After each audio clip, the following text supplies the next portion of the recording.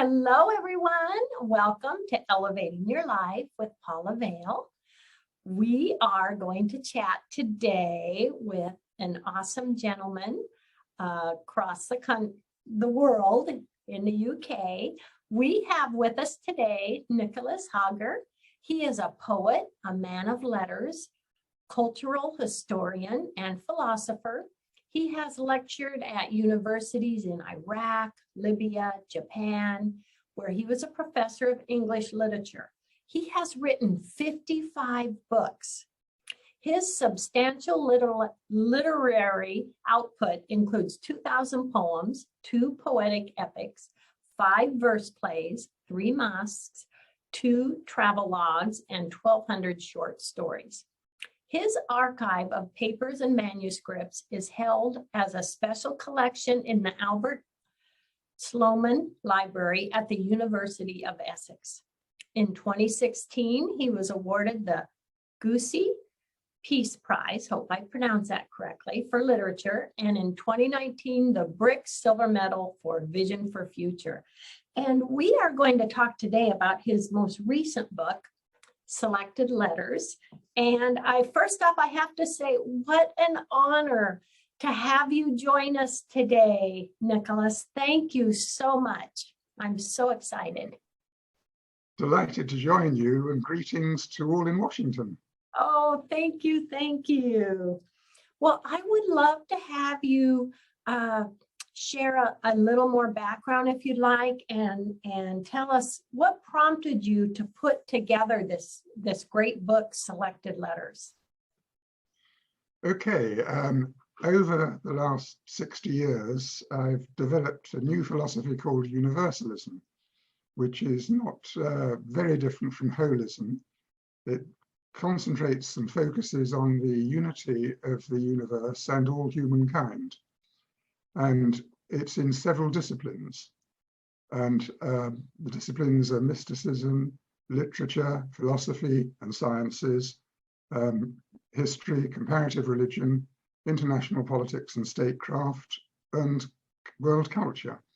So that's quite a spread. And in the course of assembling these books, I've written to a lot of very prominent people, some of the leading figures of what we call the Elizabethan Age over here. And the criteria for the book Selected Letters is that every letter must throw light on a book, otherwise it's not included. So it's backup really for those interested in the writings and who want sort of the letters that were going on in the background while the books were written, perhaps throwing a new light that they hadn't had. So that was first and foremost. 60 years of letters, it's a long time. But it all began really in Japan, because as you said, I was a professor of English literature in the 1960s. And I was taken to see a Zen temple and meditate. In fact, I meditated in 2 Zen temples, and they call it a meditation center, dojo in Japanese. And something happened to me following those meditations, and I just felt, I didn't know what was happening. A professor is supposed to know everything and not be bewildered. But it was a series of visions, a series of images. It was a center shift, actually, looking back, going from the rational social ego to a deeper self, a deeper core that you can contact in meditation.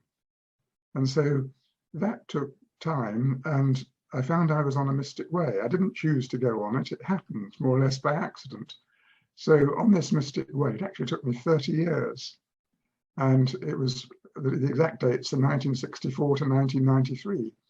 So in that time, I went through, first of all, a mystic life, and then a dark night of the soul where everything seemed to go wrong, but actually it was realigning me on what I needed to do. And then there was a kind of full illumination where I encountered the light. I'd encountered it briefly in Japan, but fully in London in 1971. And an hour and a half Pascal had a similar experience in 1654. And it was so important to him that he wrote it on a piece of parchment, the date, I think it was the 23rd of November, 1654, and he sewed it onto the inside of his doublet, and he wore it around with him for the rest of his life, for the last 8 years of his life. So it was a very important experience to me. And collectively, so far, what it did was to take me away from one discipline, English literature, and all that's got to stop. It's many disciplines like Michelangelo and Leonardo, the Renaissance men, because the Renaissance men were au fait with many disciplines. You know, if you look at what Michelangelo did, it was a lot. So I started researching, went through a dark night of the spirit and more ordeals, and eventually I ended up on what I call the unitive way. Instinctively, I saw everything as a unity. It's hard to explain, but you look at the universe, you look at humankind, and you know that they are all one. There is a oneness there. And all our specialized universities have got it wrong. There needs to be universalism, which includes the metaphysical level, because in philosophy, if you're looking at everything, it's got to include every known concept, which includes the metaphysical, not just the physical. So holism is more just the physical, and universalism adds a new dimension to it, really, and the metaphysical. So I've developed this little by little. There are implications in all the disciplines. In, for example, history, I did a study of 25 civilizations. I found that America, the North American civilization, is the youngest, and therefore the most likely to create a world state. And everybody else is stage 43 out of 61 or stage 46, not stage 15, the same stage that the Roman Empire was in. So I looked at history, I looked at philosophy, not the rational philosophy of today, linguistic analysis, logical positivism, the rational social ego, but the intuitional included alongside the rational to give a complete unified view of the universe and of humankind. And most importantly, as I'm talking to Washington, is the world state, because so many people have, since 1945, have called for a world state. I mean, President Truman did, Einstein did, Churchill, Eisenhower, Gandhi, Russell, J.F. Kennedy, and Gorbachev have all recently called for it, but no writer is. I'm the only writer who's doing this. So I wrote 3 books, The World Government, and then World State in 2018, and World Constitution, where I've written a World Constitution that the UN could adopt. So it's all done with a number of constituencies, 850 constituencies for a lower house, which would begin in the UN General Assembly, and a World Senate, and there would be a World President. And couldn't we do with it? We just had the COP26 meeting in the UK, and just when they were about to reach an agreement, India and China said, "Oh no, we still want coal." So it's not phasing out coal; it's phasing down coal. World state would sort all that out. You know, without national, wherever there's a nation state, there are personal rivalries, national rivalries, which lead to war. And the world is crying out virologically, couldn't we do with a world state that has got a world united response to the virus, to coronavirus? Wherever you look, the world needs a world state. And as the only author who's in the tradition of those I just mentioned, the books exist, they're out there. And so the letters include that, all the letters to politicians, to various people behind the scenes, showing the development of universalism. Universalism grew really from the 1980s until just recently. It's been developing, and they've now reached the last stage in each of the books. And if I can live just another 3 or 4 years, then I will have done it all, as it were, and I'll be happy to leave it behind. And as you said earlier, it's all in the University of Essex, and there are 56 boxes there already, and people will be able to go and sit with the boxes and look at all the manuscripts and reconstruct for what they want to do. Yes, yes. that is just really a beautiful, powerful message. I mean, universalism, really, that is a great goal and an accomplishment that we can do. In my study of civilizations, every civilization goes through 61 stages in a rise and fall. For example, The Rise and Fall of Civilizations is one of my books. And it's in a parabola. And it doesn't include a world state, because a world state has never happened. It includes a kind of conglomerate where there's an empire, like the European Union and like Soviet communism. And my study forecast the end of Soviet communism in 1991, because I could see that that stage was coming to an end. And the next stage is federalism.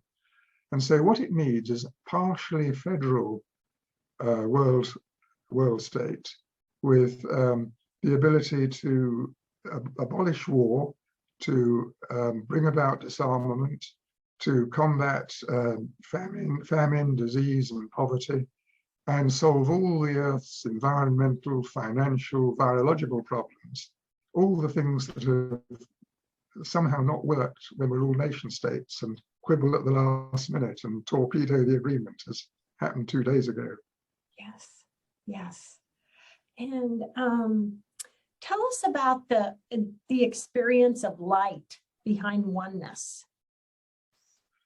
Okay, I wanted to, one of the reasons I left English literature and widened myself was I wanted to write The Fire and the Stones. The fire is the light, and the stones are the monuments, the churches, mosques, and temples it's left behind. And I wanted to get down every known experience of the light that I could read. I could have done with The Fire and the Stones in 1965. I looked around in bookshops and there was hardly anything there. So from my study of other people, I can tell that every culture has produced people who've had the light, including Muhammad, the fire in the cave, Jesus, the light of the world, the Buddha, the enlightened one, and outside religions as well. A number of writers, poets, all the metaphysical poets had it in the 17th century. And in my case, I've been lucky enough, fortunate enough to have it 112 times. And these are recorded in my autobiography, My Double Life 1, This Dark Wood, and also My Double Life 2, A Rainbow Over the Hills. Because the disciplines are like a rainbow. Yes. And every band of the rainbow is separate. Philosophers separate from history, but they're all part of one rainbow. It's all a unity. And so the experience of the light, it's hard to describe, but the first experience is very intense, and you're completely swamped by this. You lie back, preferably with your arm over your eyes, blot out the daylight, and you breathe slowly and deeply for about half an hour, and it just comes to you. And with it, a number of images, and I've written about it quite extensively in some of my books, but the letters give a little bit of reinforcement of that and what's not in the books, which is another reason why I've done the letters. But I see it as like the sun in a puddle. So the light isn't within me any more than the sun is in the puddle. The soul, as it were, reflects the light which comes in and shines in the puddle. And with it come various powers gradually. I mean, I found I could heal. All I had to do was to put my little finger on where the hurt was, and there'd be never more than 4 surges up my back, down, some would say chakras, but down through my little finger. And so, but also I've sort of near the beginning of writing my books, probably about the last 30 years, I have information fed to me in my sleep, and I think of it as the muses, because all the poets have had muses, a muse. And all the titles, in fact, most of the titles of my books have been fed in my sleep. For example, I was in Egypt and Jordan not long ago, and I woke up in the cabin of the ship just before the virus at 3 in the morning, and I had the title for my next book, and I quickly put the light on and scribbled it down until 3:30, went back to sleep, and there it was, the complete structure of the book. I didn't think this. It wasn't my unconscious. Where did it come from?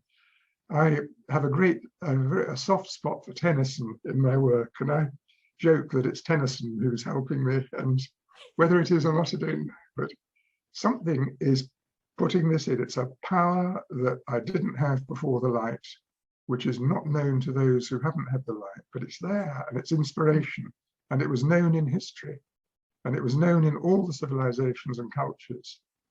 So that's a thought for today, that if you can go through the center shift from the rational social ego, which sees differences and analyzes. If you go to university, it's all distinctions and differences, and every subject is different. Whereas there's another power, which I call the esimplastic power of the imagination, which is what Coleridge, that's the phrase from Coleridge, the poet, the English poet. And Coleridge spoke of the esimplastic power. In Greek, eis en platein means shaping into one. So imagine a pot. A pot gets broken in the Roman time, and it lies in a trench. An archaeologist, gets the pieces, and he pieces them all together into a pot, and it's in a museum. So the rational social ego breaks the pot into bits. It wants differences and distinctions. Yes. But the unifying esimplastic power, which sees everything as a whole, is shaping it, putting it back together, and seeing the universe and humankind as a whole. At present, humankind is a broken pot, with 193 different pieces, the number of nation states in the UN.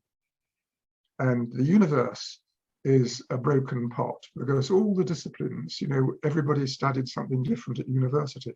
But you need to put them all together, as the Renaissance men did.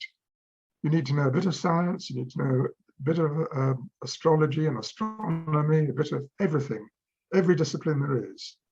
And so I made it my task for 30 years, while I was on the mystic way, to absorb all that and get it together. And I was guided, I was told to do this, and as a result of the light. And I've just followed my instructions. I regard myself as a slave of my muses. So they tell me what to do, and I do it. Only the other night, I won't tell you what title it is because it hasn't been written yet, but they sent me through a title. And I don't know what I'm supposed to do with it. I've got a title. I don't know what the book's about. I don't know what discipline it's in. But I know that I've just got to hang on to that. And in about a month's time, when I finish things and I'm more ready, there'll be more information fed through at the time I need it. So I find that you can do an enormous amount. I'm nearly 60 books now, and we've done 5 books this year alone. And it's all done through this way of following what's, of course, I've got an excellent PA who you saw earlier, who is a great help. But it's all there. We all know it, except that it's not from us. It's from a deeper self. It's from the core that is united with everything, one with the universe. And we can only contact it by getting below the rational social ego and going back to Japan. That's what you do in meditation. You sit there and they say, count to 100, count your breath to 100. And they're not saying you're looking for the light, Sartori. They're not giving you a clue. And you're thinking, I'm fed up with counting to 100. But it's settling the mind, composing it, stopping thinking, getting you beyond words, getting you beyond language, yes, to open to the light, which is ready to shine into you when you're ready. As I say, I see all religions as having this light. You can find this in Taoism, you can find it in Hinduism, in Buddhism, in every religion, as well as Christianity and Judaism and Islam. To go back to Islam, Muhammad sat in the cave and he saw the fire, which is the light, and the first page of the Quran was written in fire, and that is what happened. And people heard about it in villages, and they came out of the villages and got together, and slowly a political group formed with an empire. So Islam happened out of it. But at the bottom of it all, and still, was Muhammad. Nicholas, behind this is Muhammad so was exciting that we all are part of that oneness, and we can bring ourselves and let that light in. So what would you say to someone out there that's saying, oh, I want to let that light in. I want to. What words would you give them for that, to help them? Well, for a start, you have to be ready. And that may mean getting away from an acute job where rational social things are taking all your time, and you've got problems in the evening of a rational social nature, thinking, and civil servant organizing, whatever, and just sitting still. And perhaps it's in a meditation, perhaps, but just getting to know your true self, the self that's beneath the veneer self, which isn't the real self. Yes. And who knows? But among the things that I've experienced is far memory out of this. I met a man at a conference who said, I'd like to try far memory. I'd like to regress you because I'm sure you've had past experiences in past lives. And the first time, it was somebody who lived in England's Lake District and died in 1837. And I saw the funeral. He took me through my death. I was in a room. I was sent out to New Brunswick. And there was a lady in the room who was sort of mopping my brow because I had cholera, and basically I died. And he took me through my death, and I saw my funeral, and I saw the two men who were digging my grave. And they wore braces, by the way, and white shirts and quite high trousers. And then he said, you must come again because I still got more to do. And I was in Egypt, and I was a woman. And Ramesses II visited our temple, and we were all lined up. And Ramesses II had this wonderful gold headdress, you know, that sort of tall like that. And he was about 30. This would have been 1603 BC, I mean, 1570s, perhaps 1580. He was quite young. And he walked down the line and he pointed to me, and I burst into tears on the tape in the hypnotized regression, because I'd been asked to help him make the Nile flood. And whether I ended up as one of Ramesses II's 6 wives, I don't know, but I went to Egypt 2 years ago. And as usual, I went to visit Ramesses II. And I stood by his mummy, you know, with his hooked nose. He was 90 when he died, had umpteen children by umpteen concubines and so on. So I visited my old boyfriend and just said hello. And I can see him now. What I can see, I've got such vivid memories. I can see the philosopher in the temple sitting on a stool, and 10 of us were sitting round in a circle. He just had a loincloth, and he had a beard, and he was teaching us philosophy in the Egyptian temple. Was this a fantasy, a dream, you know, that had no reality?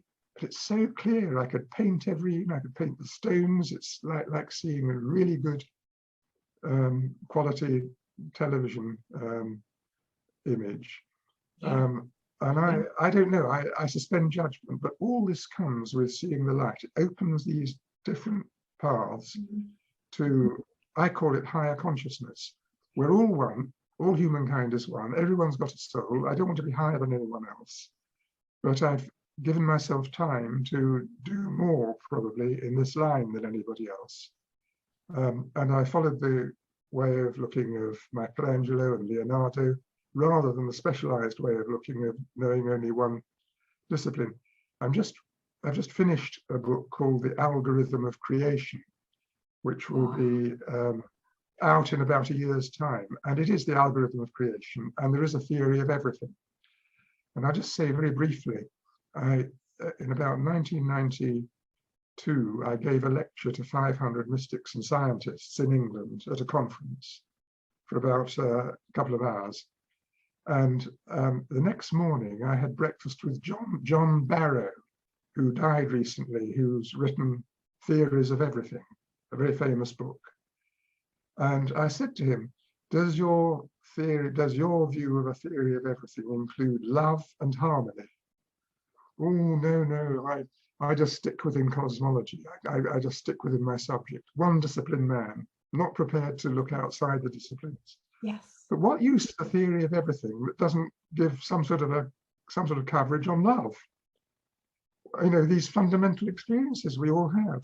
Yes. So it's the whole person, the whole experience in the universe, the whole of humankind, and what's common to them all, and what's, in my case, what's the deepest core of them all, which we all share, but many, sadly, haven't woken up to it. The awakening hasn't happened, and so they're walking about with us inside them. Yes. So my message to everybody is, you've already got it inside you. Everybody has got it inside them. It's just cutting out the debris, all the distractions, the rational social stuff, you know, reading the papers every day, which I do, I have to, but not being hooked on that, you know, being able to blot it all out, going below. You must have seen this in Reiki. Yes. And I've always universal energy. Yes, which is so amazing. And, you know, I've always said to myself, I want to give myself some moments, get out of my head and reside in my heart, you know, to get out of everything that's, you know, rational and ego, but to just reside at times. And that's a way of doing it. That's a very valid way of doing it. But different people in different cultures have different ways of locating this inner core, which we all have.